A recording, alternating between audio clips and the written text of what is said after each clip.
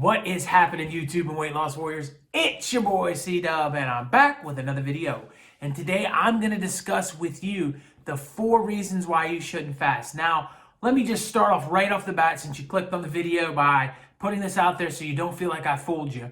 I'm not talking about 4 reasons I'm giving you. If I gave you 4 reasons, it would be different. And maybe if you want to see me give you 4 reasons not to fast, in my personal opinion, I'll do that. Just drop me a comment down below saying it's a video you'd like to watch, and I'll record it.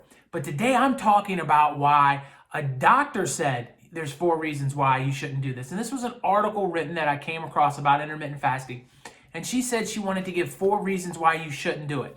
And so her name is Cynthia Sass, and I'm going to have that article linked below so you can read the details of what she had to say, because I'm going to talk about each one of them and kind of the points that I think she missed, and wrap it up. And the reason I wanted to do this video is, reading this article, I felt like these are topics that I get questions about a lot from the community, questions outside of the community when I talk about intermittent fasting. And kind of, you know, we need to be armed with enough information to stand up to people and say, hey, listen, you know, that's not quite correct information.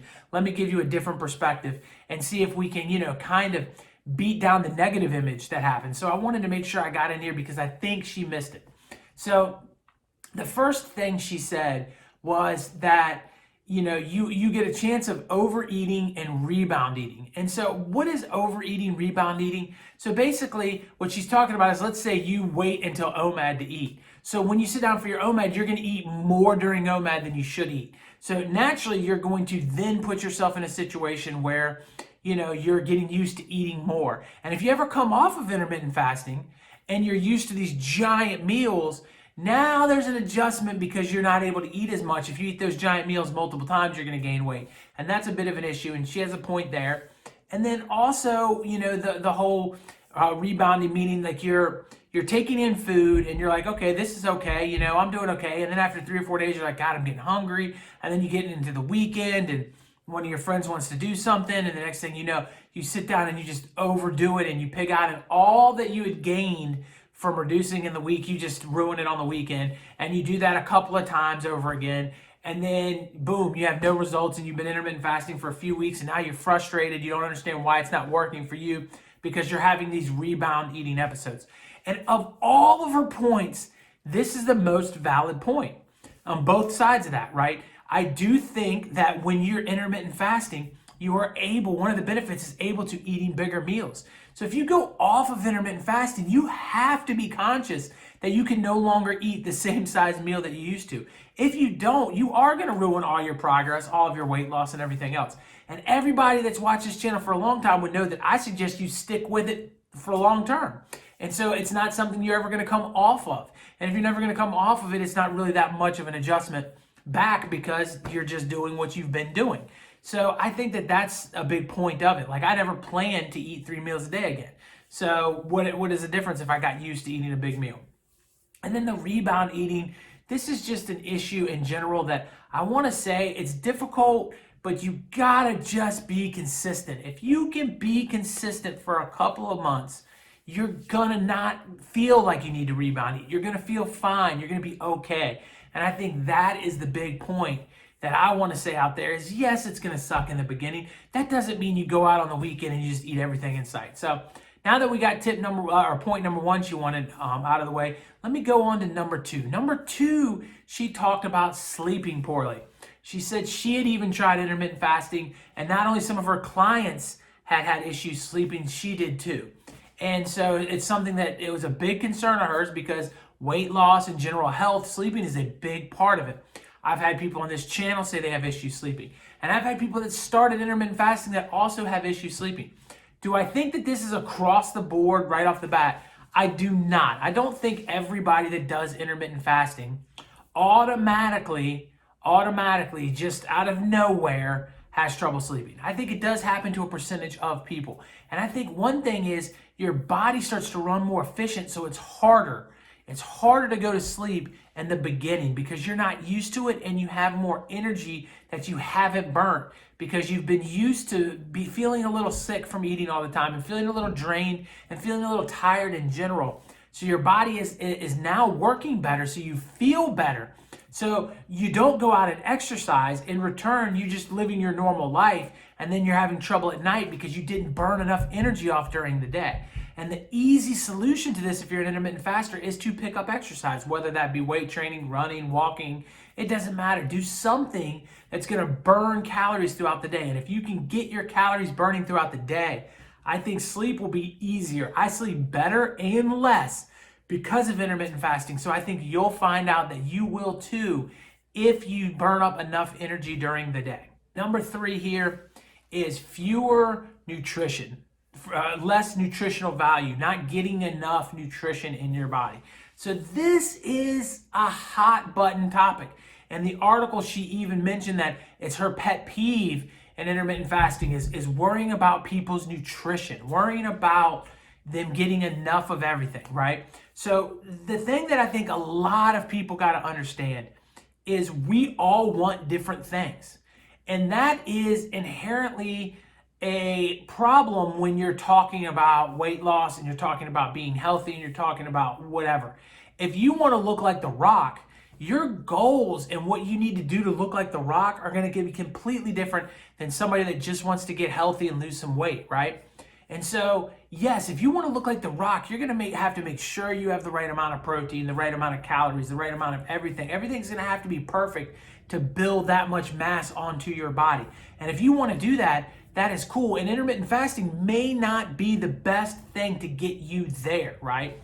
But with that said, I do think, and there are people that look like Rock that do intermittent fasting. It can be done, but you've got to be more conscious. You got to think it out a little bit better. Excuse me, I can't speak today, and understand what the path to get there is versus just the path to be, healthy.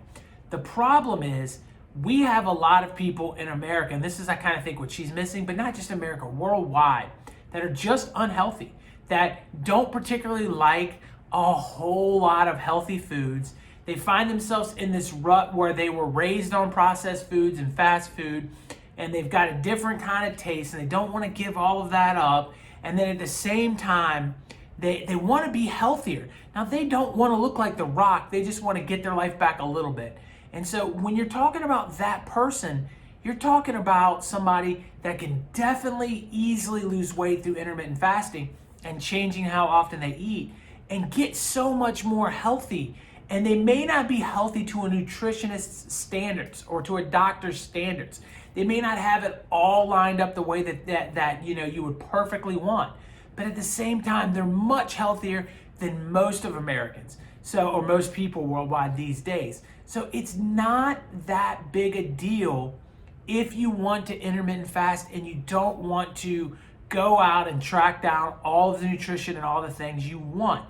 Now, if you want optimum health, which is an important thing, and live as long as you can and get as much out of your life, you should make sure you're eating some proper nutrition within your meal.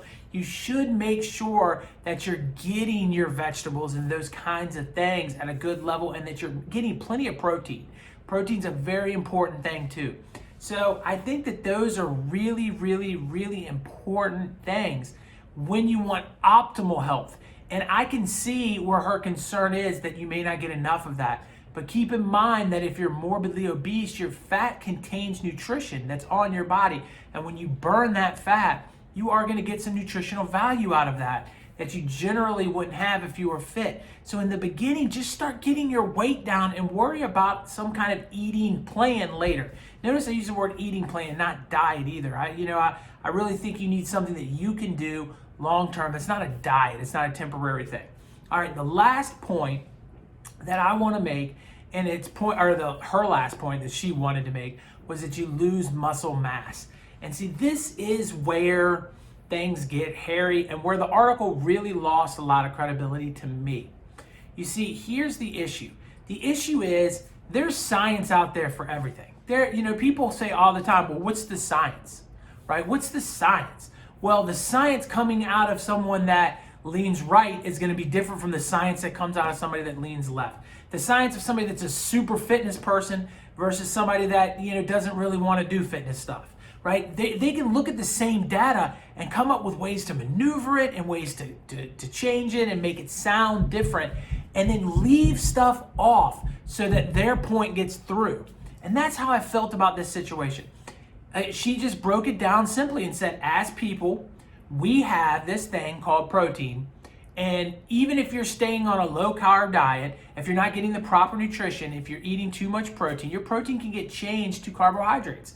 And your body will naturally do that. It doesn't matter if you're on keto or whatever else, your body can take these carbohydrates and they can create them. And when there's not enough calories in your body to create these carbohydrates from either your sugars or your even fats, it can break it all into carbs. But when there's not enough of that, right, your body will go to muscle and it will start to eat your lean muscle mass. So doing intermittent fasting, it's going to eat your muscles. And this is something that you hear all of the time. Fasting results in starvation mode, which results in the loss of muscle. So there's a big problem with this. When we've looked at study after study after study, it doesn't happen to people that are fasting. It happens to people that are restricting the number of calories they eat per week. So if you are lowering your calories too low and your body has to burn something, but you're still intaking calories, you're still eating calories, your body will start to reach out to your muscle and it will eat it.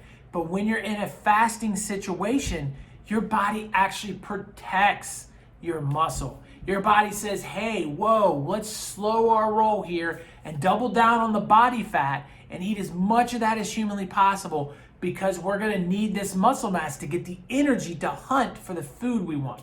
It's a natural thing that our body has done since humans have been on the planet, and we don't give our body enough credit. And we also listen to science that mixes things up. Starvation mode can be a real thing, and it can happen to people that fast for the super long term. If you want to fast, weeks at a time, you can lose muscle mass, and that's something you're signing up for when you go on this, giant super long fast. But when you're in a regular intermittent fasting protocol, you're not going to lose much muscle. And I also want to point out that even on the long-term fasts, those people still don't generally lose that much muscle. They might lose 5% of their muscle mass on a long-term fast. That's not that much. It is a lot, don't get me wrong, but it's not something that's going to put you in the grave. You can get that back getting back to the gym. So fasting doesn't destroy your muscle, and it's been proven time and time and time again. And I'll link a study down below underneath her article that says that her article is wrong. I won't say that directly, but the evidence there will say that you don't lose muscle. So, we can sit down and we can manipulate it to get our point across. And I think the one thing that I want to talk about with the article is that I think sometimes when you're somebody that's a nutritionist, you really have concerns about this person's long-term future. And you see a person that's not eating right, you see a person that's stuck with fast food and processed foods, you see a shortened life expectancy there. And so you're concerned for them. And the best thing for them to do is to eat the right foods, right? Whole foods, get off the processed foods, go the organic route, eat a lot of vegetables, eat protein, do these things will make their life better. And you know it, and you want to reach out and you want to help them with that. And you're concerned that if they stop eating and they have results from not eating, then they'll never get back to eating healthy, which could still cost them years of their lives. You can take 100 pounds off of somebody, but if they're still eating pizza every night, they're still shortening their lifespan. And I think that concerns them. But what my counterpoint to that is hopefully you're not just eating pizza, but if that's all you're going to eat and you're going to do it over the course of a long time, it's much better to do that once a day than it is to do it 3 times a day. And your life expectancy may be a little shorter because you're eating pizza, but at the end of the day, you're going to live much longer because you're only doing it once. So, at the end of the day, I don't care what diet you choose. I don't care what intermittent fasting protocol you're on. You have to eat less than our culture is telling us we should eat. And that is the whole point of this video and this channel, is to get you to realize that no matter what the end result is, we in the world today, 2021, are eating too much food and we need to cut it out. All right, I hope that was helpful. I got a video popping up right here that I think you'll like. YouTube thinks you'll like that one. My face right there. Click on that bad boy and subscribe to this channel. Thank you for being a weight loss warrior. Peace.